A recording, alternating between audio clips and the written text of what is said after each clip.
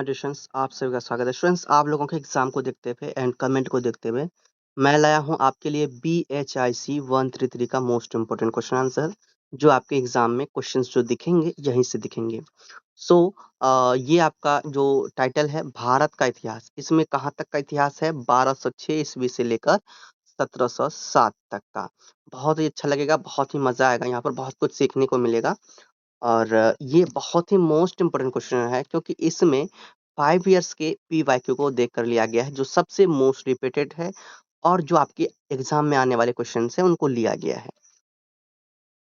ये जो वीडियो है स्टूडेंट्स, जून एग्जाम 2026 के लिए और दिसंबर एग्जाम 2026 के लिए बहुत ही इंपॉर्टेंट है। वैसे तो ये हमेशा इंपॉर्टेंट ही है, बट इन दोनों को टारगेट किया गया है जून 2026 और दिसंबर 2026 एग्जाम देने वाले स्टूडेंट्स के लिए।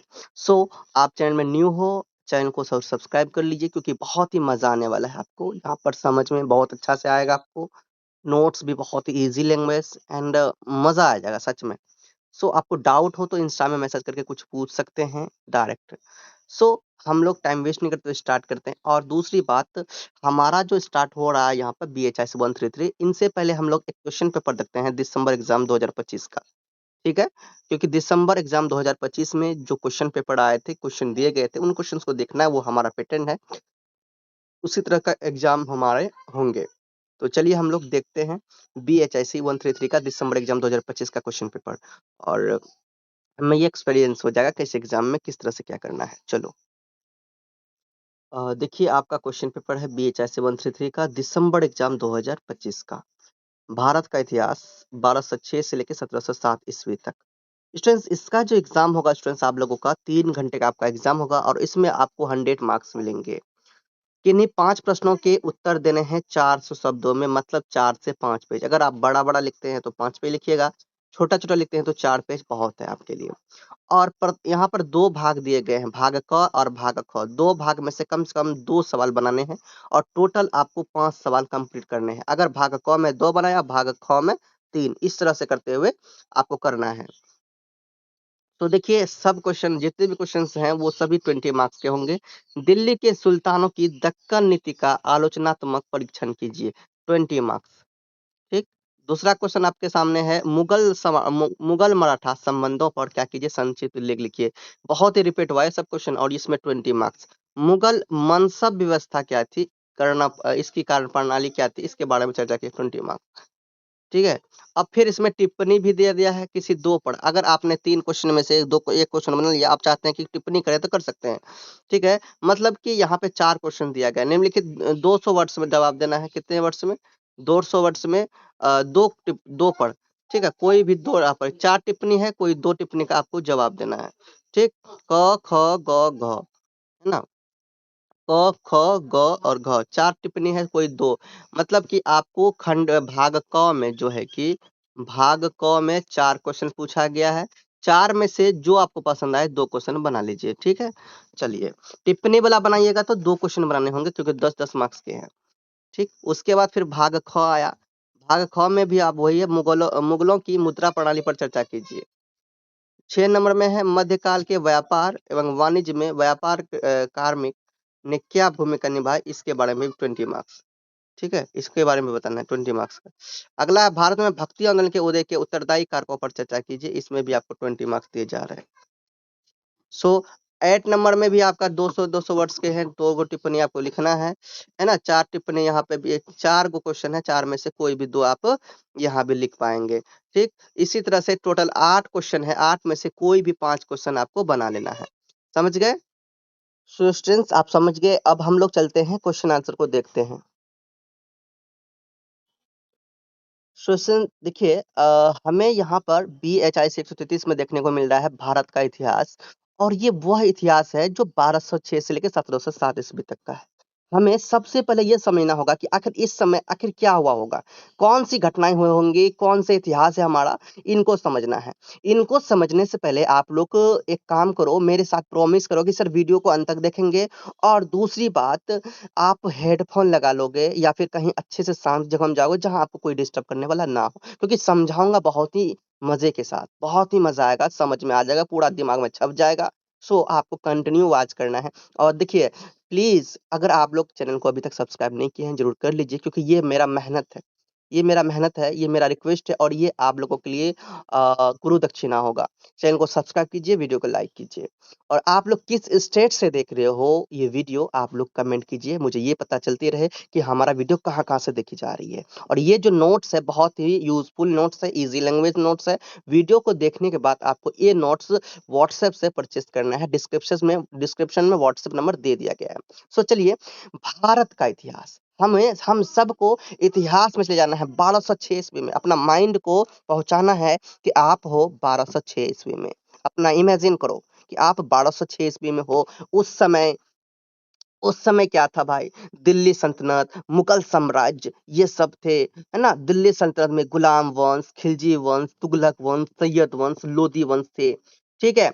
और मुगल साम्राज्य में बाबर, हुमायूं, अकबर, जहांगीर, शाहजहां, औरंगजेब, तो ये सब थे। आप इमेजिन करो, आप उनको देख रहे हो, आप उनसे मिल रहे हो, ऐसा हो रहा है, वैसा हो रहा है। देखो, समझो, याद आ रहा है? सब समझ में आने लगेगा। आप वहां पहुंच गए हो, मजा आएगा, बहुत मजा आएगा। चलिए, अब इसी चीज को हम लोग और भी अच्छा से एक्सप्लेन करेंगे क्वेश्चन के थ्रू। आप पहुंचे हुए, अब वहां से आना नहीं, आपको कोई डिस्टर्ब ना करे। मम्मी को बोल दो, पापा को बोल दो, दीदी को बोल दो, प्लीज डिस्टर्ब नहीं करना मुझे। भैया को बोल दो, डिस्टर्ब ना करना मुझे। क्वेश्चन नंबर 1 है, दिल्ली सल्तनत के केंद्रीय प्रशासन की चर्चा कीजिए। है ना? कौन सी प्रशासन? केंद्रीय प्रशासन। इसमें स्टूडेंट्स आप लोगों को एक डाउट यहाँ पे ये समझने को हो सकता है, केंद्रीय प्रशासन। तो केंद्रीय प्रशासन क्या होता है, ये समझिए। केंद्र प्रशासन होता है कि देश की पूरी शासन व्यवस्था को एक जगह केंद्रित किया जाएगा। जैसे मान लो दिल्ली, तो दिल्ली में हर पूरे राष्ट्र की, प्रदेश की केंद्रीय व्यवस्था है, केंद्रीय प्रशासन है, ठीक है? तो हर तरह के शासन, हर तरह का व्यवस्था कहाँ से चलाया जा रहा है? दिल्ली से चलाया जा रहा है। दिल्ली, ये क्या है? दिल्ली सल्तनत के दिल्ली में केंद्रीय प्रशासन, केंद्रीय व्यवस्था है वहाँ पे, ठीक है? तो सरल भाषा में इसे अगर समझो, तो केंद्रीय प्रशासन का मतलब है देश की पूरी शासन व्यवस्था को केंद्र द्वारा चलाना और नियंत्रित करना। जब किसी देश के महत्वपूर्ण निर्णय, जैसे रक्षा, विदेश नीति, मुद्रा, रेल आदि का संचालन केंद्र के द्वारा होता हो, ठीक है? जैसे कि मान लो दिल्ली सल्तनत के द्वारा होता हो। तो अब यहाँ पे हम दिल्ली सल्तनत के अकॉर्डिंग में बात करेंगे। ये तो केंद्र का प्रशासन मैंने आपको बताया, लेकिन दिल्ली के सल्तनत के अकॉर्डिंग बताऊं, तो दिल्ली सल्तनत की बात करें तो दिल्ली सल्तनत के अनुसार केंद्रीय प्रशासन का मतलब है कि सुल्तान, यानी कि जो राजा, शासन का सबसे बड़ा और सर्वोच्च अधिकारी होता था, है ना? सारी शक्ति जो थी वो दिल्ली सल्तनत के पास था, है ना? उन्हीं के हाथ में था, वो जो चाहे वैसे कर सकते थे। तो सुल्तान क्या था? राज्य का सर्वोच्च शासक, है ना? समझ गए? तो अब ये देखो, राज्य में कोई ये राज्य नहीं, पूरा एकदम देश समझ लो, सर्वोच्च शासक। समझ में आ गया? जिस तरह से अभी प्राइम मिनिस्टर को हम मान लो, वो सर्वोच्च शासक, देश को भी हैंडल कर रहा है, पूरा देश को हैंडल कर रहा है। तो समझ रहा है? तो पूरा देश को चला रहे हैं वो। ये अब समझ में आ गया ये। तो इसमें हम लोग समझ गए कि भाई उसके अकॉर्डिंग आपको क्या कह रहा है कि दिल्ली सल्तनत के केंद्रीय प्रशासन की कैसा चर्चा कीजिए। चलिए समझते हैं। दिल्ली सल्तनत का केंद्रीय प्रशासन पूरी तरह से सुल्तान के इर्द गिर्द घूमता था, है ना? पूरा शासन कहाँ से जुड़ता था? सुल्तान, जो राजा थे, शासक थे, जो कार्यपालिका, न्यायपालिका और सेना का सर्वोच्च प्रधान होता था। समझ में आ रहा है कि? बहुत अच्छा से आ रहा है। सुल्तान की निरंकुश सत्ता को सुचारू रूप से चलाने के लिए केंद्र में 4 प्रमुख विभाग, यानी मंत्रालय बनाए गए थे। कौन-कौन? ये समझिए। उस समय दिल्ली सल्तनत के समय, तो उस समय सबसे पहला एक विभाग बनाया गया था, दीवान-ए-विजारत, जो वित्त विभाग था। कौन विभाग था? वित्त विभाग। तो ये क्या करता था? ये इसका प्रधान वजीर होता था। इसका ये जो चलाता था, ये जो विभाग था दीवान-ए-विजारत, इसका जो हैंडल करता था, ये जो चलाता था, उसको वजीर बोला जाता। क्या बोला जाता? वजीर। जिसका मुख्य काम था टैक्स राजस्व को वसूलना और राज्य के खर्चों का हिसाब किताब करना। राज्य में कहाँ क्या खर्चा हो रहा नहीं हो रहा, ये दीवान ए इजारत के पास विजारत के पास। अब एग्जाम में इसको बड़ा करके अपने माइंड से सोच सोच के, इतना तो छोटे बच्चे है नहीं, अब इसको और अच्छा से बड़ा बना दो, क्योंकि 400 वर्ड्स में लिखना है तो बड़ा बना सकते हो। सोच समझ गए ना, तो खुद से माइंड में लगाइए, माइंड को बनाइए। 2 साल के बच्चे नहीं हैं तो करके अपने आप लिखिएगा। ये तो हिंट मैं आपको यहाँ पर दिया। दूसरा है दीवान ए अर्च। दीवान ए अर्च सैन्य विभाग था। कौन था? सैन्य विभाग। इसकी स्थापना ने ये जो चलाते थे वो बलबन चलाते थे। कौन चलाते थे? बलबन। तो इसकी स्थापना किसने किया? बलबन ने किया। और इसका प्रमुख आरिज ए मुमालिक होता था। ठीक है, इसका जो प्रमुख होता था वो आरिज ए मुमालिक होता था, जो सैनिकों की भर्ती कराता था, घोड़ों के दागने का काम और सेना के निरीक्षण के लिए जिम्मेदार था। तो ये सब काम किसके अकॉर्डिंग होता था? दीवान ए अर्श के अकॉर्डिंग, जिसका प्रमुख था आरिज ए मुमालिक। समझ में आ रहा है? बहुत अच्छा से समझ में आ रहा है। चलिए अगला है स्टूडेंट्स, देखे ध्यान से, दीवान ए इंसा। तो ये एक शाही पत्राचार था। कौन था ये? शाही पत्राचार था। यह विभाग सुल्तान के शाही फरमानों को लिखने, उन्हें रिकॉर्ड में रखने और प्रांतीय गवर्नरों के साथ पत्र व्यवहार करने में। तो ये पत्र पात्र वाला काम, जो उस समय तो मोबाइल वोबाइल तो होता नहीं था, तो पत्र जो भेजने का काम, पत्र रिसीव करने का काम, कहाँ क्या होना है, क्या क्या पत्र लिखना है, वो सब काम दीवान ए इंसा के द्वारा होता था, इस विभाग के द्वारा। एंड आगे है स्टूडेंट्स आपका दीवान ए रिसालत। क्या? दीवान ए रिसालत, जो धार्मिक व विदेश विभाग के अकॉर्डिंग काम करता था।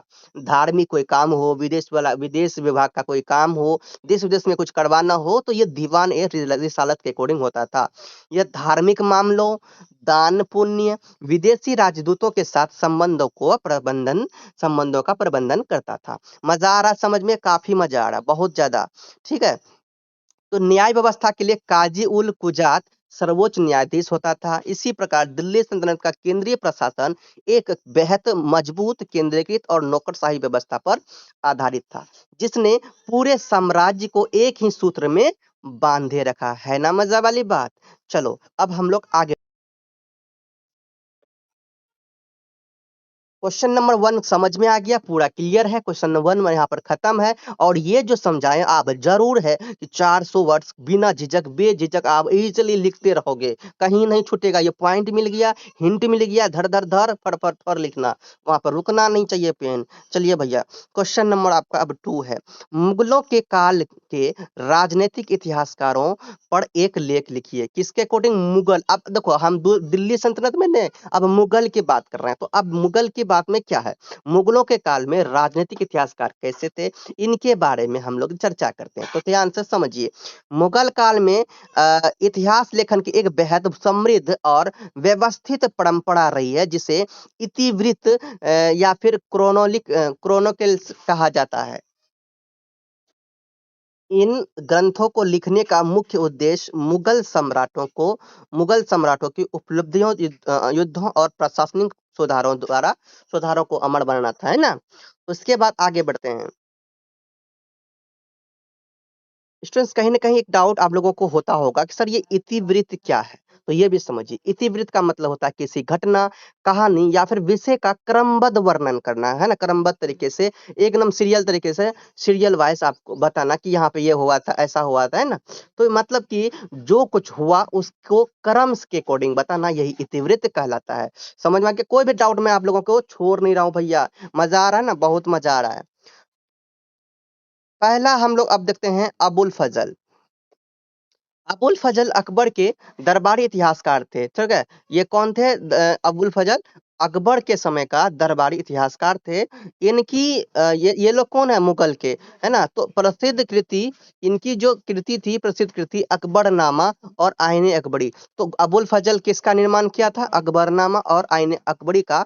और ये मुगल इतिहास का सबसे बड़ा स्रोत है, जो अखबार के प्रशासन और नीतियों का विस्तृत विवरण देती है। समझ में आ रहा है? दूसरा है आपका अब्दुल कादिर बदायूनी।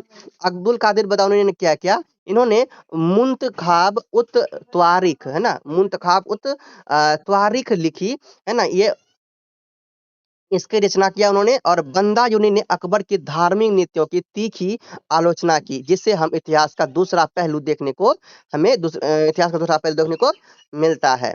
अंडरस्टैंड। अब अगला है गुलबदन बेगम। गुलबदन बेगम के अकॉर्डिंग क्या, गुलबदन बेगम बाबर की पुत्री ने हुमायूं नामा की रचना की। तो गुलबदन ने बेगम ने क्या किया था, ये बाबर की पुत्री थी, तो इसने क्या किया, हुमायूं नामा की रचना किया, जो मुगल घरेलू जीवन और हुमायूं के संघर्ष का एक सजीव पारिवारिक और विवरण प्रस्तुत करती है। मतलब कि ये पारिवारिक दृष्टि के अकॉर्डिंग इन्होंने बनाया, उस समय क्या हुआ क्या नहीं, है ना, वो गांव समाज को देखते हुए ये हुमायूं नामा पुस्तक लिखा। ठीक है, और ये ग्रंथ आप समझ लो, हुमायूं नामा एक ऐसा उपन्यास तरीके से, और ये पुस्तक लिखा, और पुस्तक में क्या था भाई, कि पुस्तक में हुमायूं के जीवन, उनके संघर्ष, युद्ध और पारिवारिक घटनाओं के बारे में बताया, जो मैंने आपको बताया। सो ये समझ गए गुलबदन बेगम ने क्या किया। और दूसरा है जहांगीर, है ना। जहांगीर ने क्या किया भैया, जहांगीर ने अपनी आत्मकथा तुजुक ए जहांगीरी स्वयं लिखी, है ना। इसने जहांगीर ने खुद लिखा, वो एक खुद शासक था, है ना, और वो खुद तुजुक ए जहांगीरी नामक पुस्तक लिखा, जो उनके व्यक्तिगत जीवन, मतलब उसमें क्या लिखा था, आत्मकथा के बारे में, समझा गया, और अपने व्यक्तिगत जीवन, खुद का जीवन के बारे में उसने बताया, और न्याय प्रणाली पर उन्होंने प्रकाश डाला। उसके बाद आता है निजामुद्दीन अहमद। तो निजामुद्दीन अहमद ने क्या किया, तबकात ए अकबरी नामक ग्रंथ लिखा। क्या लिखा भैया, तबकात ए अकबरी नामक ग्रंथ लिखा, जो अकबर के काल तक का इतिहास जानने का एक बहुत ही महत्वपूर्ण स्रोत है। अंडरस्टैंड। तो ये समझे आप लोगों ने, तो ये सभी क्या है, इतिहासकार मुख्यतः दरबारी दृष्टिकोण से लिखते थे, इसलिए हमें इसलिए इनमें शासकों की अत्यधिक प्रशंसा और कुछ हद तक पक्षपात भी देखने को मिलता है। फिर भी मुगल शासन की राजनीतिक और सामाजिक संरचना को समझने के लिए ये क्रॉनिकल्स सर्वोपरि दस्तावेज है। ठीक है, ये इतिवृत्ति क्या है भाई, सर्वोपरि दस्तावेज है। सो ये डॉक्यूमेंट है। अब देखो ये समझ में आ गया बहुत ही अच्छा से। क्वेश्चन नंबर 2 भी आपका क्लियर होता है, बहुत ही सुंदर। चलिए अब हम लोग क्वेश्चन नंबर 3 की ओर आगे बढ़ते हैं। क्वेश्चन नंबर आपका 3 है, उत्तर पश्चिम भारत में किस प्रकार के से राजपूत अपने राजतंत्र स्थापित करने में सफल हुए, इसके बारे में बताना है, उत्तर भारत के बारे में, और ये राजपूत ने कैसे वहां पर सफल राजतंत्र स्थापित किया। चलिए समझते हैं। उत्तर पश्चिम भारत मुख्यतः राजस्थान और आसपास के क्षेत्र में है। यानी इस क्षेत्र के बारे में बात किया जा रहा है जहां पे राजपूतों की उदय हुआ, राजपूत ने विकास किया। तो उत्तर पश्चिम भारत में राजपूतों द्वारा राजतंत्र स्थापित करने की सफलता के पीछे कई महत्वपूर्ण राजनीतिक, सैन्य और भौगोलिक कारण थे। तो चलिए, पहला तो ये कि केंद्रीय सत्ता का अभाव। हर्षवर्धन की जैसे ही मृत्यु हुआ था, उनके बाद उत्तर भारत में कोई बड़ी केंद्रीय शक्ति नहीं थी। तो हर्षवर्धन नामक जो राजा था, इनकी मृत्यु हो गई थी, ये शासक था, इनकी मृत्यु हो गई थी। तो इनकी मृत्यु के बाद कोई भी बड़ी शक्ति वहां पर नहीं थी। इस राजनीतिक शून्यता का लाभ उठाकर विभिन्न राजपूत वंशों ने, जैसे कि प्रतिहार, चौहान, गुहिल, अ, ये वंशों ने अपनी स्वतंत्र सत्ता क्या किया, कायम किया, स्थापित किया। और फिर दूसरी मौका उसको क्या मिला, अभेद किलों का निर्माण। राजपूतों की सफलता का सबसे बड़ा आधार उनके द्वारा बनाए गए मजबूत दुर्ग या किले थे, जो चित्तौड़गढ़, रन रणथंभौर, कुंभलगढ़ जैसे पहाड़ी किलों ने उन्हें बाहरी बाहरी आक्रमणकारियों से क्या किया स्टूडेंट, सुरक्षा प्रदान की, और सैन्य मुख्यालय के रूप में इन्होंने काम किया। तो ये भी उनका एक कारण है। सैन्य संस्कृति और वीरता। राजपूत समाज में क्षत्रिय गौरव और युद्ध कला को सर्वोच्च स्थान प्राप्त था। अपनी भूमि के लिए प्राण न्यौछावर करने की भावना ने उन्हें एक शक्तिशाली सैन्य शक्ति बना दिया। ठीक है, तो अपने राज्य के लिए, अपने भूमि के लिए वो किसी से भी नहीं डरते थे। ठीक है, उसके बाद भौगोलिक अनुकूलता। उत्तर पश्चिम का रेगिस्तानी और अरावली का पहाड़ी इलाका बाहरी दुश्मनों के लिए बेहद दुर्गम था। तो ये जो भौगोलिक तरीके से ये पहाड़ी था, ये रेगिस्तानी और अरावली का पहाड़ी जो था उत्तर पश्चिम भाग में, तो ये आक्रमणकारी से बचाते थे, दुश्मन आक्रमण करने से पहले सोचते थे, ठीक है? तो ये जो भौगोलिक ये एक प्रकार का भौगोलिक कवच था, राजपूतों को अपनी शक्ति संगठित करने में तब तक मदद मिल जाता था और इससे कभी भी उनको नुकसान जल्दी से नहीं पहुंचता था, बहुत ही कम। समझ में आ गया? तो ये कवच के रूप में काम करता था। अगला है सामाजिक और वंशीय पहचान। उन्होंने स्थानीय जनजातियों जैसे कि भील और मीना को अपने साथ जोड़ा और अपनी कुलदेवी व वंशीय परंपराओं के माध्यम से शासन को सामाजिक मान्यता दिलाई। तो ये सब उनके कारण थे शक्तिशाली होने का, सफल होने का। क्वेश्चन नंबर 3 क्लियर होता है। क्वेश्चन नंबर 4 को समझिए ध्यान से। क्वेश्चन नंबर 4 है, अभी भी आप क्या बताइए, अभी भी आप वहीं पे हो ना, हिस्ट्री में हो ना, अभी इतिहास में हो ना, अभी तो यहाँ नहीं आए हो ना, अभी वर्तमान काल में नहीं आओ, अभी पास्ट में ही रहो, अभी उसी टाइम में आपका माइंड होना चाहिए, इमेजिन करते रहना है, वहीं पे रहना है, अभी आपको यहाँ पे नहीं आना है। भूल जाओ कि अब हम 2026 है, अभी वहां पर पहुंच जाओ, मुगल काल, ये सब काल। ठीक है, मुगल भू राजस्व प्रणाली पर लेख लिखिए। तो मुगल के भू राजस्व प्रणाली क्या था, इसको समझिए। मुगल साम्राज्य की आर्थिक रीढ़ उसकी भू राजस्व प्रणाली यानी कि लैंड रेवेन्यू सिस्टम थी, जिसका मुख्य उद्देश्य राज्य की आय को अधिकतम और स्थिर बनाना था। ठीक है, तो राज्य की आय को बढ़ाना था। तो अकबर के शासनकाल में उसके वित्त मंत्री राजा टोडरमल ने इसमें क्रांतिकारी क्या किए स्टूडेंट, सुधार किए। क्या किए समझिए। इन्होंने जब्ती प्रणाली का उपयोग किया। तो जब्ती प्रणाली व्यवस्था के तहत सबसे पहले पैमाइश भूमि का पैमाइश यानी माप की गई सबसे पहले। उसके बाद क्या हुआ, पिछले 10 साल के फसलों और उनकी कीमतों का अध्ययन किया गया। इनके अध्ययन करने के बाद इनका औसत निकाला गया। जैसे ही औसत निकला उसे दहसाला प्रणाली कहा गया। औसत निकला, इस औसत निकले हुए इस सिस्टम को दहसाला प्रणाली कहा गया। मतलब कि 10 साल के अकॉर्डिंग जो भी डाटा निकला, जो भी आंकड़ा निकला, उन आंकड़ा को दहसाला प्रणाली कहा गया। और इसको ही ये किसके अकॉर्डिंग, जब्ती प्रणाली के अकॉर्डिंग किया गया। अंडरस्टैंड? सो ये समझ में आ गया। अगला क्या है, इन्होंने भूमि का वर्गीकरण किया। क्या क्या स्टूडेंट्स, भूमि का वर्गीकरण। तो भूमि का जो वर्गीकरण किया, ये कर निर्धारण के लिए भूमि को उसकी उपजाऊ क्षमता के आधार पर 4 भागों में बांटा। कितने भागों में बांटा, 4 भागों में बांटा।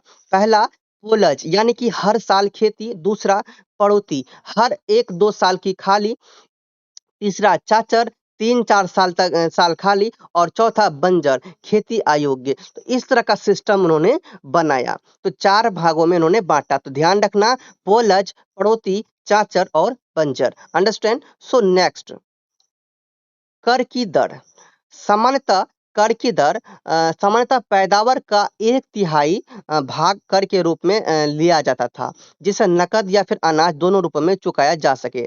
1/3 मतलब समझिए, अगर 60 केजी किया है, 60 केजी उपज हुआ है, तो 60 केजी का 1/3 ले लेगा भाई कर के रूप में। तो कितना लेगा, करो 20। मतलब अगर 60 केजी अगर उपजाया है, तो 20 केजी लेगा टैक्स के रूप में। अंडरस्टैंड? इस तरह से इस व्यवस्था को सुचारू रूप से चलाने के लिए केंद्र सरकार से लेकर गांव स्तर तक अमील, कानूनगो और पटवारी जैसे कुशल अधिकारी नियुक्त थे। इस वैज्ञानिक प्रणाली ने मुगलों के खजाने को तो भर दिया, लेकिन कई बार अत्यधिक कर के बोझ के कारण किसानों का क्या हो गया, शोषण भी हो गया। अंडरस्टैंड? ये है क्वेश्चन नंबर आपके सामने स्टूडेंट्स आता है, क्वेश्चन नंबर 5। और ये क्वेश्चन नंबर 5 समझिए क्या है कि एकाधिकार व्यापार के विशेष संदर्भ में भारत में पुर्तगाली व्यापार के स्वरूप का क्या कीजिए, परीक्षण कीजिए। तो क्या हुआ, इसका सिस्टम समझिए। 1948 में वास्को डिगामा या फिर इसको हिंदी में वास्को दा गामा के आगमन के साथ क्या हुआ, भारत में पुर्तगाली व्यापार की क्या हो गई थी स्टूडेंट्स, शुरुआत हो गई थी। कहाँ की, पुर्तगाली व्यापार की। कब, 1498 ईस्वी में वास्को डिगामा कहाँ आए, भारत आए। ध्यान रखना। और पुर्तगालियों का मुख्य उद्देश्य केवल व्यापार करना नहीं, बल्कि हिंद महासागर के पूरे समुद्री व्यापार पर अपना पूर्ण अधिकार स्थापित करना था। उनके इस व्यापारिक स्वरूप की मुख्य विशेषताएं निम्नलिखित थी। पहला क्या, एकाधिकार और बल का प्रयोग। पुर्तगालियों ने अरब और स्थानीय भारतीय व्यापारियों को समुद्री मार्गों से खदेड़ने के लिए अपनी श्रेष्ठ नौसैनिक शक्ति का भी क्रूरतापूर्वक, है ना, बहुत ही क्रूर भावना से, क्रूर तरीके से, है ना, अत्याचार करते हुए इन्होंने हमला किया, है ना, हमला करते हुए इन्होंने इस्तेमाल किया और मसालों विशेषकर काली मिर्च के व्यापार पर कब्जा कर लिया, है ना। दूसरा क्या है, काटार्ज प्रणाली। तो यह एक प्रकार का समुद्री व्यापारिक परमिट यानी कि पास था। क्या था? समुद्री व्यापारिक पास था। क्या? कार्टास प्रणाली के अकॉर्डिंग। तो यह क्या था भाई? समुद्री व्यापारिक परमिट था यानी कि पास था, जो हिंद महासागर के गुजरने वाले हर भारतीय या फिर विदेशी जहाज को पुर्तगालियों से यह पास यानी कि परमिट दिखाना पड़ता था, है ना। ये बहुत ही अनिवार्य था। बिना परमिट या बिना पास दिखाए क्या जहाजों को लूट लिया जाता था। अगर ना दिखाए तो उसे लूट लिया जाता था या फिर डुबो दिया जाता था। अंडरस्टैंड? समझ में तो बहुत अच्छा से आ रहा है। नेक्स्ट क्वेश्चन देखते हैं, नेक्स्ट टॉपिक देखते हैं। नेक्स्ट टॉपिक क्या है हमारा? सामरिक केंद्रों पर कब्जा। उन्होंने गोवा, दीव, दमन, कोचीन और मलक्का जैसे महत्वपूर्ण तटीय बंदरगाहों पर क्या किया? किलाबंदी करके अपनी फैक्ट्रियां और चौकियां क्या कर दिया? स्थापित कर दिया। सोचो इस तरफ से। तो पुर्तगालियों की यह व्यवस्था पूरी तरह से सैन्य बल और जबरन वसूली पर टिकी थी। आगे चलकर यह डच और ब्रिटिश जैसी अन्य शक्तिशाली यूरोपीय कंपनियों के आगमन और पुर्तगालियों की धार्मिक कट्टरता के कारण उनका यह एकाधिकार समाप्त हो गया। समझ में आ रही है बात? बहुत अच्छा लग रहा है, मजा आ रहा है। क्वेश्चन नंबर हम लोग चलते हैं 6 में। क्वेश्चन नंबर 6 है, मुगल वास्तुकला की मुख्य विशेषताओं की चर्चा कीजिए। चलिए समझते हैं। मुगल वास्तुकला भारतीय, फारसी, इस्लामी और मध्य एशियाई शैलियों का एक अद्भुत और सर्वोत्कृष्ट समन्वय है। अकबर से लेकर शाहजहां के काल तक इसका क्या हुआ? क्रमिक विकास हुआ। चलिए क्या हुआ समझिए। क्रमिक विकास क्या हुआ? पहला, सामग्री का चयन। प्रारंभिक दौर अकबर के काल में लाल बलुआ पत्थर का व्यापक उपयोग, जैसे कि फतेहपुर सिकड़ी और आगरा का किला। शाहजहां के काल तक आते आते इसका स्थान कीमती सफेद संगमरमर ने ले लिया, जिसका चरम उदाहरण कौन है भाई? ताजमहल है। दूसरा है आपका चार बाग पद्धति। तो मुगल इमारतों की एक बड़ी विशेषता उन्हें विशाल उद्यानों के बीच बनवाना था। क्या था भाई? विशाल उद्यानों के बीच बनाना। इन बागों को 4 बराबर भागों में बांटकर बीच में बहते पानी की नहरें और फव्वारे लगाए जाते थे, है ना। उसके बाद पिएट्रा ड्यूरा। तो पिएट्रा ड्यूरा में क्या हुआ? तो संगमरमर के पत्थरों पर इन्होंने बहुमूल्य रत्न, जैसे कि अफीक और रंगीन पत्थरों से फूल पत्तियां की जड़ाव नक्काशी की जाती थी, जो इमारतों को अत्यधिक भव्य लुक देती थी। समझ में आ रहा है? अगला, विशाल गुंबद और मेहराब, ऊंची मीनारें, दोहरे गुंबद और ऊंचे मेहराबदार दरवाजे जैसे बुलंद दरवाजा मुगल इमारतों की पहचान बने। मुगल वास्तुकला अपनी भव्यता, समरूपता और कलात्मक बारीकियों के कारण भारतीय इतिहास का स्थापत्य कला का स्वर्णिम युग कहलाती है। समझ गए? क्वेश्चन नंबर 7 को देखते हैं। क्वेश्चन नंबर 7 है, मध्यकालीन भारत को समझने में क्षेत्रीय इतिहास के महत्व की व्याख्या कीजिए। चलिए, मध्यकालीन भारत के अध्ययन को केवल दिल्ली सल्तनत या फिर मुगल साम्राज्य के नजरिए से देखना अधूरा होगा। पूरे भारत की वास्तविक तस्वीर को समझने में क्षेत्रीय इतिहास अत्यंत महत्वपूर्ण भूमिका निभाता है। तो क्षेत्रीय इतिहास में समझिए पहले विविधता पर प्रकटीकरण। तो विविधता का प्रकटीकरण क्षेत्रीय इतिहास हमें यह बताता है कि केंद्रीय सत्ताओं के समानांतर बंगाल, जौनपुर, गुजरात, विजयनगर और बहनी जैसे राज्यों में एक स्वतंत्र और समृद्ध राजनीतिक व आर्थिक ढांचा काम कर रहा था।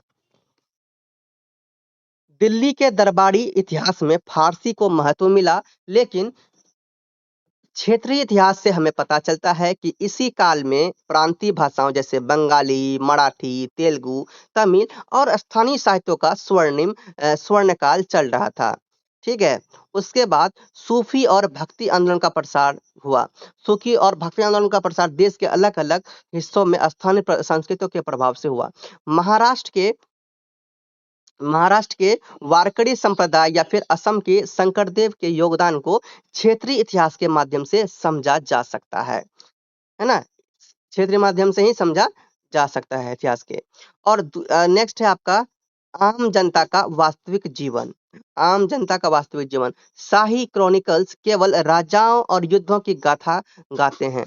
इसके विपरीत क्षेत्रीय स्रोत और लोक साहित्य उस समय के आम समाज, किसानों की स्थिति, महिलाओं के जीवन और स्थानीय व्यापार की सटीक जानकारी देते हैं। क्वेश्चन नंबर 8 देखते हैं। क्वेश्चन नंबर 8 है 13वीं से 15वीं शताब्दी तक पूर्वी भारत में क्षेत्रीय शक्तियों के उद्भव की संक्षेप में चर्चा कीजिए। चलिए समझते हैं। 13वीं से 15वीं शताब्दी के दौरान जब भी दिल्ली सल्तनत की केंद्रीय सत्ता कमजोर हुई, पूर्वी भारत मुख्यतः बंगाल, ओडिशा और असम में शक्तिशाली स्वतंत्र क्षेत्रीय राजवंशों का उदय हुआ।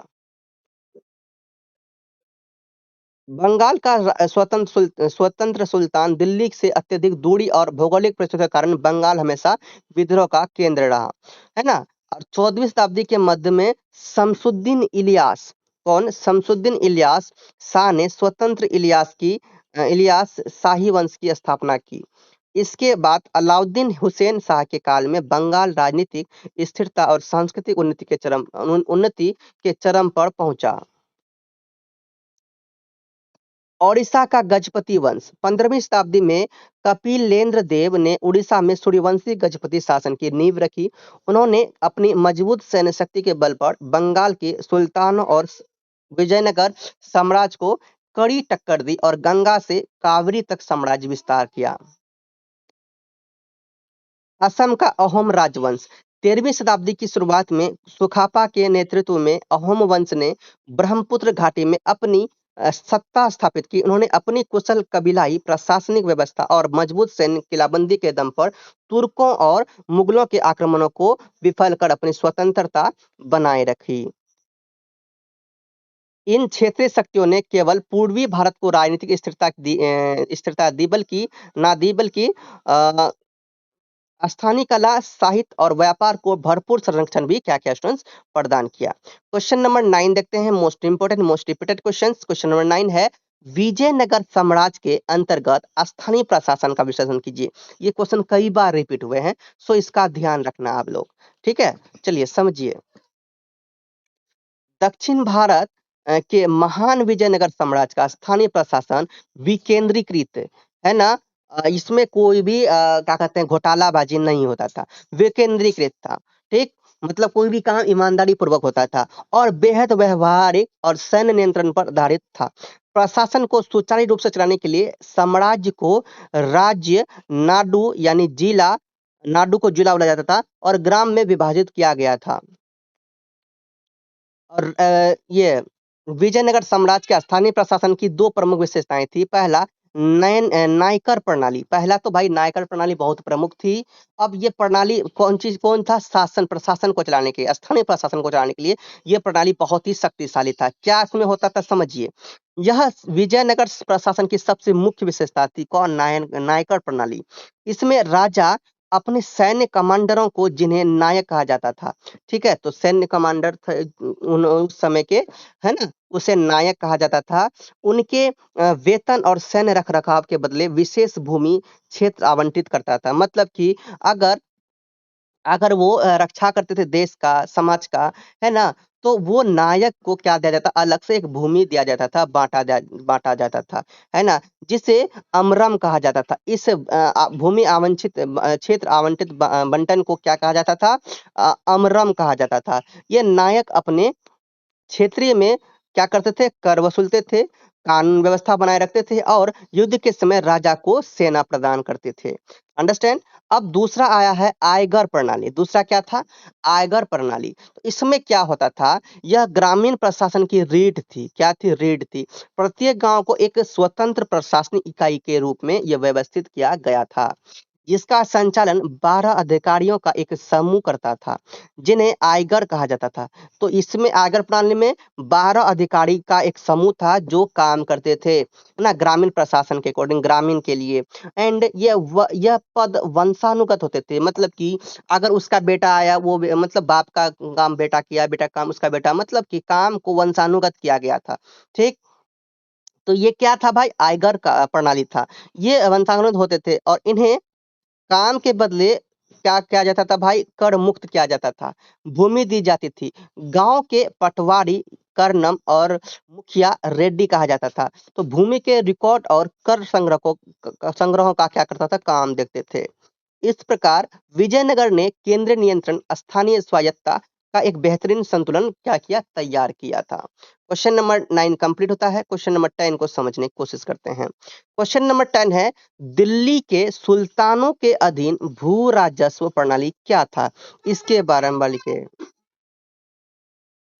दिल्ली सल्तनत के तहत भू राजस्व जिसे खराज कहा जाता था, तो दिल्ली सल्तनत में भू राजस्व किसे उसे क्या कहा जाता? खराज, है ना? तो राज्य की आय का मुख्य स्रोत था। तो ये भू राजस्व क्या था? टैक्स टैक्स लेने की क्रिया को खराज कहा जाता था। तो ये क्या था भैया?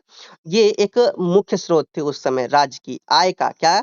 आय का। तो सुल्तानों ने समय समय पर अब इसमें कई प्रशासनिक क्या किए? बदलाव भी किए। पहला तो इक्ता प्रणाली। इक्ता प्रणाली में क्या हुआ? तो इक्ता प्रणाली शुरुआती दौर में सुल्तानों ने अमीरों और सेनापतियों को वेतन के बदले भूमि के टुकड़े यानी इक्ता सौंप दिए जहां वे राजस्व वसूलते थे। तो भाई काम के बदले क्या किया जाता था? सेनापति को, सुल्तानों को काम के बदले सुल्तानों ने क्या किया था? सुल्तानों ने क्या करा था? जो अमीर थे और जो काम करते थे, जो सेनापति थे, उनको काम के बदले, है ना, वेतन के बदले भूमि ही दिया जाता था। इसे भूमि देने की क्रिया इक्ता प्रणाली कहलाती थी। ठीक है? जहां से वे राजस्व या फिर टैक्स भी वसूलते थे। अब समझ में आ रहा है ना इक्ता प्रणाली क्या है? दूसरा, अलाउद्दीन खिलजी। तो अलाउद्दीन खिलजी का क्या था? अलाउद्दीन खिलजी पहला सुल्तान था जिसने राजस्व प्रणाली में वैज्ञानिक सुधार किए। क्या किए इसमें? ऐसा क्या हुआ? उसने बिचौलिया, कौन? बिचौलियों जैसे खोत, मुकद्दम और चौधरी, ये सब आते थे। तो बिचौलियों के विशेष विशेष अधिकारों को खत्म कर दिया और भूमि का पैमाइश या फिर मसाहत करार सीधे किसानों के कर वसूलने सीधे सीधे किसानों से कर वसूलने शुरू कर दिए। उसने कर की जो दर बढ़ा दिया, है ना? जो काम करते थे किसानों का, है ना? वो अपने टाइम में कर को बढ़ा दिया, यानी कि पूरा आधा कर दिया, है ना?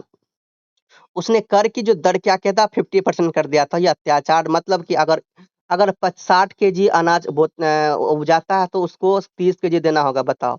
मेहनत करे वो, सब चीज करे वो, उसको आधा देना पड़े, तो ये तो अत्याचार था। ठीक? उसके बाद गयासुद्दीन और मोहम्मद बिन तुगलक ने क्या किया? तुगलक ने इस पर सुधार किया। इन्होंने कर को पुनः उदार बनाया, है ना? इसमें इनमें दया आया। लेकिन मोहम्मद बिन तुगलक ने दोआब क्षेत्र में, ठीक है, क्या? दोआब क्षेत्र में करों में भारी वृद्धि कर दिया। ठीक है?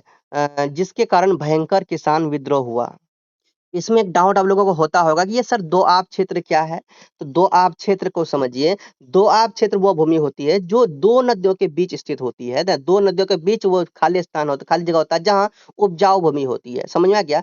यह क्षेत्र आमतौर पर बहुत उपजाऊ होती है क्योंकि इसमें जो है कि नदियों की मिट्टी खेती के लिए बहुत अच्छी होती है। तो दिल्ली सल्तनत और मुगल काल में गंगा यमुना दोआब सबसे प्रसिद्ध था और यह गंगा और यमुना के बीच का क्षेत्र था। समझ गया? दोआब, ये ध्यान रखना। तो आप कंफ्यूज मत होना। तो यहाँ पे भाई, यहाँ पर पूरा अच्छा से टैक्स लिया जाता था बढ़िया से। ठीक? हालांकि उसने कृषि सुधार के लिए दीवान ए अमीर कोही नामक नया कृषि विभाग भी बनवाया इस चीज को सही करने के लिए। और कर की वसूली के लिए अमील और मुत्सरिफ जैसे अधिकारी क्या किए? उसने तैनात किए। कुल मिलाकर यह प्रणाली काफी कठोर थी जिसने किसानों पर निरंतर आर्थिक दबाव बनाए रखा। ठीक? अगला हम लोग क्वेश्चन नंबर 11 को समझते हैं। मुगल काल के व्यापार पर चर्चा किए। कैसे इस समय व्यापार चलती थी मुगल काल में, समझिए। मुगल काल में भारत का अंतर्देशीय यानी आंतरिक व्यापार अपने स्वर्ण काल में था। ठीक है? तो मुगल काल में जो अंतर्देशीय व्यापार चलता था वो बहुत ही अच्छा चलता था। पूरे साम्राज्य में राजनीतिक स्थिरता, एक समान मुद्रा प्रणाली, चांदी का रुपया चलता था और मुगलों द्वारा सड़कों व सरायों के निर्माण ने व्यापार को अभूतपूर्व बढ़ा दिया। और व्यापारिक मार्ग और केंद्र के अकॉर्डिंग देखा तो व्यापारिक मार्ग और केंद्र देश के प्रमुख शहर सड़कों के जाल से जुड़े थे। आगरा, दिल्ली, लाहौर और अहमदाबाद, बनारस और पटना बड़े व्यापारिक क्या थे स्टूडेंट्स, केंद्र बनकर उभरे थे, है ना, उस समय में। ठीक है, तो बंगाल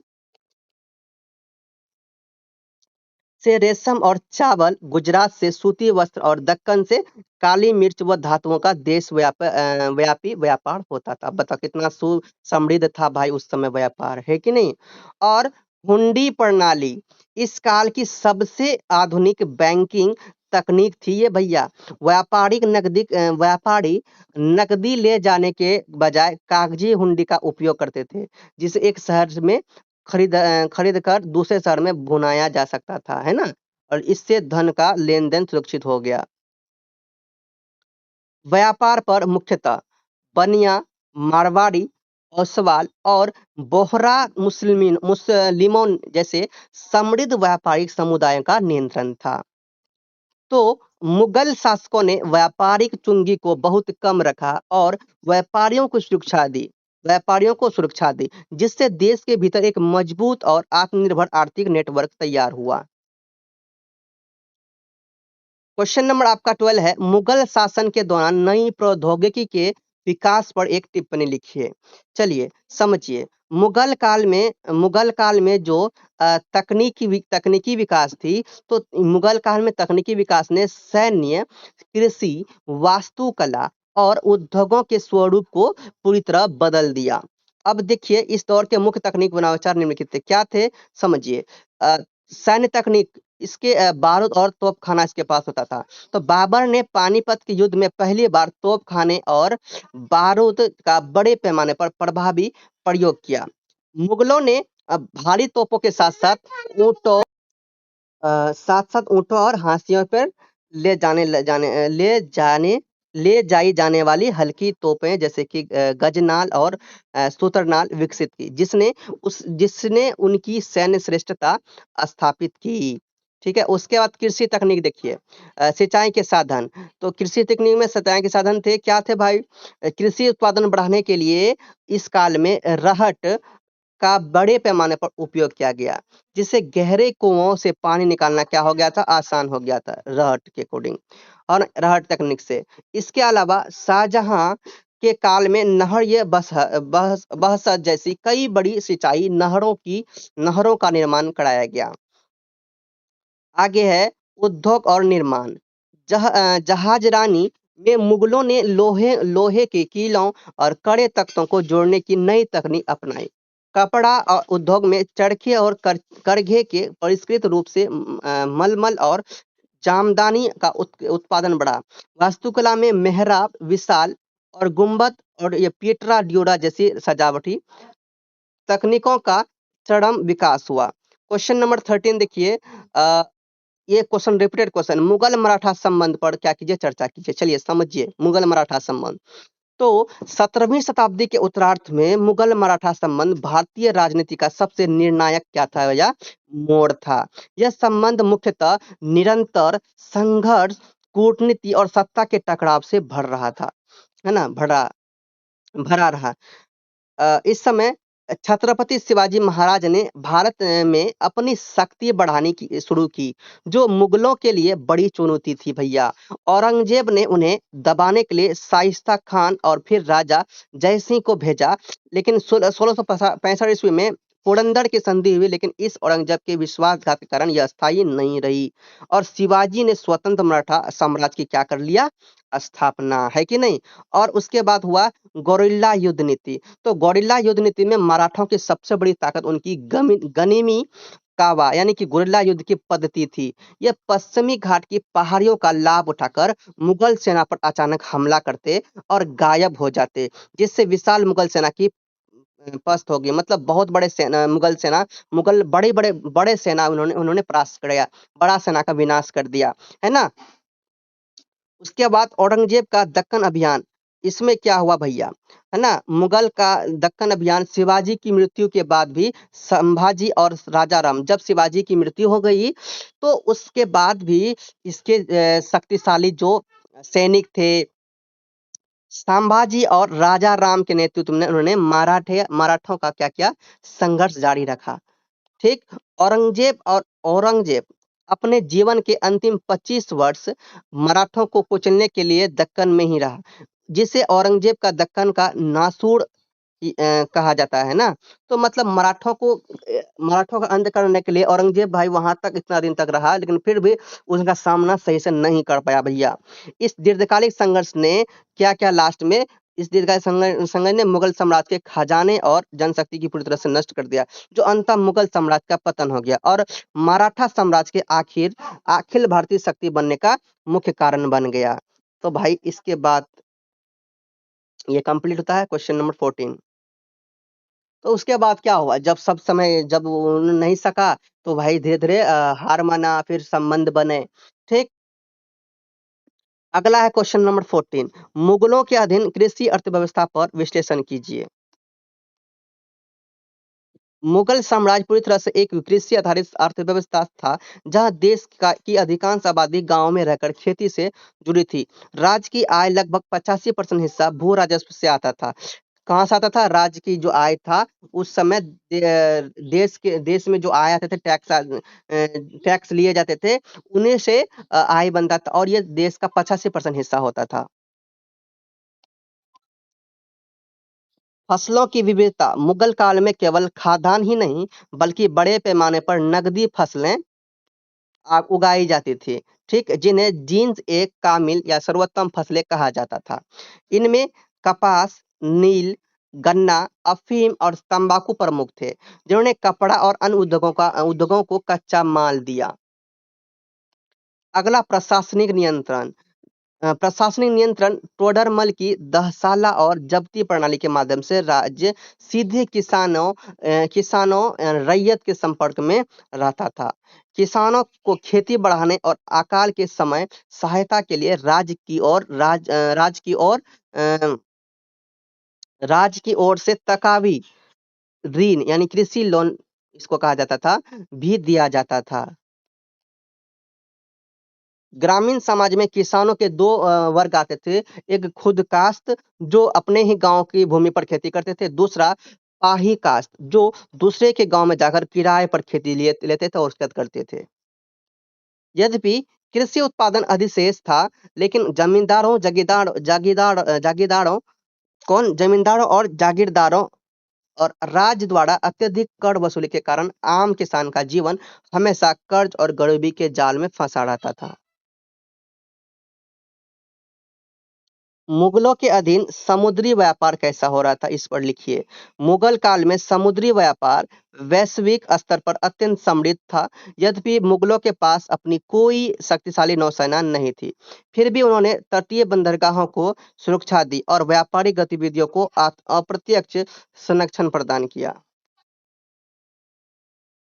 भारत के भारत के पश्चिमी तट पर स्थित सूरत मुगलों का सबसे बड़ा और समृद्ध अंतर्राष्ट्रीय बंदरगाह था, जिसे मक्का का द्वार भी कहा जाता था। पूर्वी तट पर बंगाल का हुगली और कोरोमंडल का मुसलीपट्टनम प्रमुख थे। ये यहाँ से लाल सागर, फारस की खाड़ी, दक्षिण पूर्व एशिया और यूरोप तक ये व्यापार होता था। भारत मुख्य रूप से सूती कपड़ा, मलमल, नील और मसाले, सोडा और रेशम का भारी मात्रा में निर्यात करता था। इसके बदले भारत बड़े पैमाने पर सोना और चांदी यानी कीमती धातुएं आयात करता था। इसलिए यूरोपीय इतिहासकारों ने कहा कि दुनिया का सोना चांदी बहकर भारत में इसलिए क्या करता था, दूसरे देश के लोग क्या करते थे, यूरोपी, कि दुनिया का लगता है कि सारा सोना चांदी बहकर भारत का पेट में जाके तो नहीं समा गया। इसी काल में पुर्तगाली, डच, ब्रिटिश और फ्रांसीसी व्यापारिक कंपनियों का भारत में आगमन हुआ।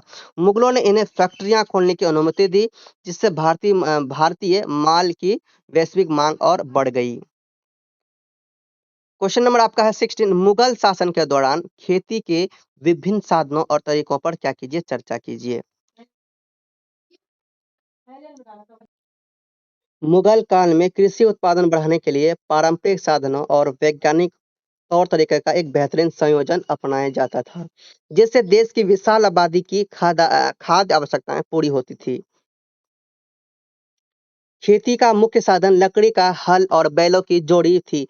भूमि की गहरी जुताई और ढेले तोड़ने के लिए भारी पटरे पटरे और कुदाल फावड़े का उपयोग किया जाता था। कटाई पर कटाई पूरी तरह मानव श्रम पर आधारित थी।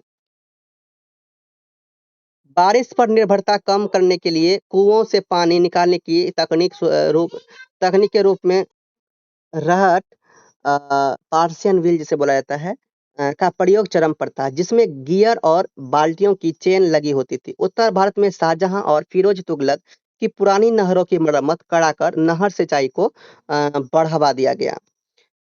किसान भूमि की उपजाऊ शक्ति बनाए रखने के लिए फसल चक्र और मिश्रित खेती अपनाते थे। साल में दो मुख्यतः फसलें उगाई जाती थी। रबी फसल जो सर्दियों की फसल होते थे, गेहूं, चना आदि, और खरीफ फसल जो मानसून की फसल होते थे, है ना, बरसात के मौसम का चावल, मक्का। ठीक। पशुओं के गोबर की जैविक खाद का बड़े पैमाने पर इस्तेमाल होता था। उत्तम बीजों के चयन पर विशेष ध्यान दिया जाता था ताकि पैदावार अच्छी हो। क्वेश्चन नंबर 17 है स्टूडेंट्स आपके सामने मोस्ट इम्पोर्टेंट क्वेश्चन। उत्तर भारत में 14वीं से 17वीं शताब्दी के दौरान भक्ति आंदोलन की संख्या, अब भक्ति आंदोलन में आइए चलिए। तो 14वीं से 17वीं शताब्दी के दौरान उत्तर भारत में भक्ति आंदोलन एक अत्यंत शक्तिशाली धार्मिक, सामाजिक और सांस्कृतिक क्रांति के रूप में उभरा। इसका मुख्य उद्देश्य रूढ़िवादिता, जाति भेद, ऊंच नीच और धार्मिक पाखंडों को समाप्त कर ईश्वर के प्रति सच्चे प्रेम और समर्पण को स्थापित करना था। यह आंदोलन 2 मुख्य विचारधाराओं में बटा हुआ था। निर्गुण धारा, है ना? भक्ति आंदोलन 2 प्रकार का था, एक निर्गुण और एक सगुण। निर्गुण में क्या होता था कि ईश्वर का कोई रूप नहीं होता था। तो लोग कहते थे कि ईश्वर मूर्ति पूजा करना, हवन करना, ठीक है? हवन करना, ये सब कुछ भी नहीं, ये सब ग गलत है, मूर्ति को पूजना नहीं चाहिए, ये सब कुछ भी नहीं होता। ईश्वर सिर्फ़ आत्मा में होता है। निर्गुण, इसमें निर्गुण काव्य धारा में ये कहते हैं, निर्गुण भक्ति में ये कहते हैं, ठीक है? तो निर्गुण काव्य धारा के जो संत ईश्वर को निराकार, बिना किसी रूप या फिर मूर्ति के मानते थे। कबीरदास और गुरु नानक देव इसके सबसे बड़े प्रेरणादाता थे, है ना? कबीर ने हिंदू मुस्लिम दोनों को धार्मिक आडंबरों पर तीखा प्रहार किया और राम रहीम पर इन्होंने बल दिया। गुरु नानक ने लंगर व्यवस्था शुरू कर सामाजिक समानता का क्या किया, संदेश दिया। सगुन काव्य धारा के संत सगुन काव्य धारा के संत ईश्वर के साकार रूप या मूर्ति कला और अवतार की पूजा करते थे। इसमें 2 शाखाएं थी। कृष्ण भक्ति, जिसमें सूरदास और मीराबाई ने लोक भाषा में पदों की रचना की, और राम भक्ति, जिसमें गोस्वामी तुलसीदास ने रामचरितमानस लिखकर भक्ति को घर घर तक पहुंचाया। इस आंदोलन की सबसे बड़ी खूबी यह थी कि संतों ने संस्कृत के बजाय लोक भाषा यानी कि घर वाली भाषा में यूज किया। अवधी, ब्रज, सुधक्कड़ी, ये सब भाषा का प्रयोग किया, जिससे समाज के सबसे निचले तबके, शूद्र और महिलाएं को भी धार्मिक स्वतंत्रता और आत्मसम्मान मिल सके। ठीक है, इससे मिला। अब देखो, ये जितना भी मैंने क्वेश्चंस आप लोगों को करवाया, ये सभी मोस्ट इंपोर्टेंट, मोस्ट रिपीटेड और ये लॉन्ग टाइप क्वेश्चंस हैं जो 20 मार्क्स के हैं। अब जो हम लोग संक्षिप्त टिप्पणियां करने वाले हैं, ये आपके 10 मार्क्स वाले क्वेश्चंस हैं। तो चलिए समझते हैं। पहला है 10 मार्क्स वाला में, महाराष्ट्र में भक्ति आंदोलन। ये सब रिपीटेड क्वेश्चन से पूछे जाते हैं। महाराष्ट्र में ये जो महाराष्ट्र में भक्ति आंदोलन 13वीं से 17वीं शताब्दी तक ये बहुत ही मुख्य केंद्र पर रहा। ठीक है, चरम पर रहा। और ये मुख्य केंद्र पंढरपुर के भगवान पिंठल, ठीक है, विष्णु के रूप की उपासना किया जाता था महाराष्ट्र में। और यह आंदोलन वारकरी संप्रदाय के नाम से जाना गया। इसके प्रमुख संतों ने ज्ञानेश्वर, नामदेव, एकनाथ और तुकाराम शामिल थे। इन संतों ने स्थानीय मराठी भाषा में अभंग, भक्ति गीत गाकर समाज में फैले जातिवाद, छुआछूत और ब्राह्मणवादी वर्चस्व का कड़ा विरोध किया और सामाजिक समरसता की नींव रखी। नेक्स्ट है आपका मुगल चित्रकला में यूरोपीय रूपक। अकबर और विशेष रूप से जहांगीर के शासनकाल में पुर्तगाली जेसुइट मिशनरियों के माध्यम से यूरोपीय चित्रकला मुगल दरबार में पहुंची। मुगल चित्रकारों ने पश्चिमी कला से प्रभावित होकर कई नई तकनीक सीखी, जैसे कि परिप्रेक्ष्य, दूरी का एहसास, प्रकाश का छाया का प्रभाव और चेहरों का यथार्थवादी अंकन। इस दौरान चित्रों में ईसा मसीह, वर्जिन मेरी, फरिश्तों और यूरोपीय राजाओं के स्वरूपों को रूपकों व प्रतीकों का खुलकर इस्तेमाल किया गया। नेक्स्ट है आपका चांद बीबी पर टिप्पणी। तो चांद बीबी मध्यकालीन भारत की एक अत्यंत साहसी, कूटनीतिज्ञ और महान महिला क्या थी, वीरांगना थी, जिन्होंने बीजापुर और अहमदनगर के राज्यों का कुशलतापूर्वक संचालन किया। उनका सबसे गौरवशाली क्षण 1595 ईस्वी में आया, जब सम्राट अकबर की विशाल मुगल सेना ने अहमदनगर के किले पर आक्रमण किया। ठीक है, चांद बीबी ने खुद हाथ में तलवार लेकर वीरतापूर्वक किले की रक्षा का नेतृत्व किया और मुगलों को संधि करने पर मजबूर कर दिया। अन्यथा वे आंतरिक राजनीति षड्यंत्र का क्या हो गई, शिकार हो गई। ठीक है, मतलब अंदर के ही लोग है ना, उसी समय उसी जगह के लोग, मुगल के ही लोग ना, इन्होंने दुश्मनी से मार दिया। वस्त्र तकनीकी। मध्यकालीन भारत और खासकर मुगल काल में कपड़ा उद्योग देश का सबसे प्रमुख बड़ा और उन्नत उद्योग था। इस दौर में वस्त्र तकनीकी में कई महत्वपूर्ण सुधार हुए, जैसे कताई के लिए चरखे का व्यापक प्रसार और बुनाई के लिए उन्नत करघे का प्रयोग। भारत में निर्मित मलमल, जड़ी, जामदानी और छीट जैसे बारीक सूती व फिर रेशमी कपड़ों का रंगाई व छपाई तकनीक इतनी बेजोर थी कि अंतर्राष्ट्रीय बाजारों में इनकी भारी मांग थी। अगला है सूफीवाद। सूफीवाद इस्लाम के भीतर एक रहस्यवादी और उदारवादी धारा है, जो कट्टरपंथी नियमों के बजाय ईश्वर के प्रति अगाध प्रेम, संगीत और मानवता की सेवा पर बल देती है। भारत में इसका प्रचार मुख्य रूप से चिश्ती और सुहरावर्दी सिलसिलों ने किया। ख्वाजा मुइनुद्दीन चिश्ती और हजरत निजामुद्दीन औलिया जैसे सूफी संतों की खानकाहों, आश्रमों में हिंदू मुस्लिम दोनों बिना किसी भेदभाव के आते थे, जिससे देश में गंगा जमुनी तहजीब मजबूत हुई। महाराष्ट्र में वैष्णव पंथ। तो महाराष्ट्र में वैष्णव पंथ का विकास भागवत धर्म और कृष्ण भक्ति के रूप में हुआ, जिसका मुख्य आधार विठल संप्रदाय था। संत ज्ञानेश्वर ने ज्ञानेश्वरी लिखकर उसकी दार्शनिक पीठ तैयार किया। इस पंथ के संतों ने भगवान कृष्ण को एक सखा और रक्षक के रूप में देखा और मराठी लोक संस्कृति के माध्यम से भक्ति को जन जन आंदोलन बना दिया। इसने तत्कालीन समाज की धार्मिक रूढ़ियों से मुक्त होकर कड़ाकड़ एक ईश्वर की भक्ति के सूत्र में पिरोया। अगला स्टैंस मुगल चित्रकला। मुगल चित्रकला फारसी और भारतीय शैलियों का एक अत्यंत परिष्कृत और दरबारी समन्वय है। हुमायूं द्वारा फारस से लाए गए चित्रकारों से इसकी शुरुआत हुई और अकबर के काल में यह शाही चित्रकला कारखाने स्थापित हुए। जहांगीर का काल मुगल चित्रकला का क्या था भाई, स्वर्णिम युग था, जिसमें शिकार, दरबारी दृश्यों के साथ साथ प्राकृतिक दृश्यों, पशु पक्षियों जैसे मंसूर के चित्र और पोर्ट्रेट पोर्ट्रेट व्यक्ति चित्र बनाने में अत्यधिक सूक्ष्मता और यथार्थवाद हासिल किया गया। मध्य युग में महिला। मध्यकालीन समाज मुख्य रूप से एक पितृसत्तात्मक समाज था, जहां आम महिलाओं की स्थिति काफी सीमित थी, है ना। तो यहाँ महिला की बस नहीं चलता था, महिलाएं जो भी करना चाहती थी वो नहीं होता था। इस समय इस समय पे वे पर्दा प्रथा और बाल विवाह, सती प्रथा और जोहर जैसी सामाजिक कुप्रथाओं से बंधी थी महिलाएं। उन्हें शिक्षा और संपत्ति के अधिकार बहुत ही कम थे। हालांकि इस कठिन दौर में भी रजिया सुल्तान, नूरजहां, चांद बीबी और जहां आरा बेगम जैसी उच्च वर्ग की महिलाओं ने अपनी कुशग्र बुद्धि से सैन्य कौशल और कूटनीति के बल पर साम्राज्य की को सीधे प्रभावित कर दिया। अगला स्टैंड शहरी जीवन स्तर। मुगल काल में तीव्र शहरीकरण हुआ, है ना। आगरा, दिल्ली, लाहौर व सूरत जैसे महानगर व्यापार और सिल्क के वैश्विक केंद्र बन गए। शहरी जीवन स्तर में भारी आर्थिक असमानता थी, जहां एक और अमीर, मनसबदार और बड़े व्यापारी विशाल हवेलियों में अत्यंत ऐश्वर्यपूर्ण व विलासिता का जीवन जीते थे, है कि नहीं, शौक व ऐश मौज के जीवन जीते थे। वहीं दूसरी ओर आम कारीगर, मजदूर और नौकर तंग बस्तियों और मिट्टी के मकानों में रहते थे। उनका जीवन स्तर अत्यंत साधारण व फिर कठिन था।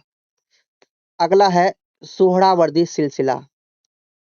सोहरावर्दी सिलसिला भारत का दूसरा सबसे लोकप्रिय सूफी संप्रदाय था, जिसकी स्थापना शेख शहाबुद्दीन सोहरावर्दी ने की थी और भारत में इसे शेख बहाउद्दीन जकरिया ने मुल्तान में स्थापित किया। यह सिलसिला चिश्ती संप्रदाय से इस मामले में बिल्कुल अलग था कि इसके संत गरीबी का जीवन नहीं जीते थे, बल्कि आलिशान है ना, ऐश व मौज है ना, अय्याशी तरीके से रहते थे। राज्य के ऊंचे प्रशासनिक पदों को स्वीकार करते थे और सुल्तानों के राजनीतिक मामलों में सक्रिय हिस्सा लेते थे। दिल्ली सल्तनत के अधीन वास्तुकला। दिल्ली सल्तनत के आगमन से भारत में इंडो इस्लामिक वास्तुकला की शुरुआत हुई, जो भारतीय कारीगरों और इस्लामी डिजाइनों का मिश्रण थी। इस शैली की मुख्य पहचान मेहराब और गुंबद का व्यापक प्रयोग था, जिससे बड़े-बड़े हॉल बिना खंभों के बनाए जाने लगे। सजावट के लिए मूर्तियां के स्थान पर ज्यामितीय आकृतियां और अरबी लिपि की आयतों कैलीग्राफी का उपयोग हुआ। इसके प्रमुख उदाहरण कुतुब मीनार, अलाई दरवाजा और तुगलकाबाद का किला है। मुगल साम्राज्य में महिलाओं की कैसी स्थिति थी, इसे देखिए। मुगल साम्राज्य में महिलाओं की स्थिति उनके वर्ग पर निर्भर थी। आम महिलाएं घूंघट, पर्दा प्रथा और घरेलू चौके चूल्हे तक की क्या थी भाई, सीमित थी। वो घर से बाहर नहीं निकलती थी भैया। इसके विपरीत मुगल हरम की शाही महिलाओं के पास अपार धन, जागीरें और राजनीतिक शक्तियां होती थी। उदाहरण के लिए नूरजहां ने जहांगीर के नाम पर अपने हस्ताक्षर से शाही फरमान जारी किए। शाहजहां की बेटी जहां आरा ने अंतर्राष्ट्रीय समुद्री व्यापार का संचालन किया तथा चांदनी चौक पर डिजाइन तैयार किए, वो चांदनी चौक पर, ठीक है, दिल्ली के। ठीक, इस तरह से मैंने आपका जितने भी मोस्ट इंपोर्टेंट क्वेश्चंस थे, बड़े क्वेश्चन, छोटे question, long type, short type, सभी करवा दिया, बहुत ही शिद्दत से, बहुत ही दिल से। अब आपका फर्ज होता है, अगर अभी भी अगर दिल में थोड़ा सा भी मेरे लिए रहम है, समझ में आ गया, रहम कहते हैं, दया कहते हैं जिसे, तो काइंडनेस तरीके से काइंडली आप चैनल को सब्सक्राइब कीजिए, वीडियो को लाइक कीजिए, अपने दोस्तों के पास चैनल को शेयर कीजिए। अब एग्जाम देने के लिए जाते हैं, वहाँ अपने दोस्तों से जिक्र कीजिए कि सर प्रेम सर चैनल में जाके तैयारी कीजिए। कहाँ से? प्रेम सर के चैनल में तैयारी कीजिए, बहुत अच्छा तैयारी होता है। द प्रेम सर चैनल का नाम आप लोगों को बताना है और ये पीडीएफ अगर लेना चाहते हैं व्हाट्सएप से परचेस कर लीजिए। आप लोग इतना देर तक बने रहे, आप लोग को बहुत मजा आया होगा। सो चलिए मिलता है नेक्स्ट वीडियो में, एग्जाम बहुत ही सुपर जाएगा। चैनल प्ले स्टोर बोलिए प्रेम सर हो, प्रेम से पढ़ो, प्रेम से बढ़ो, एंड ऑल द बेस्ट।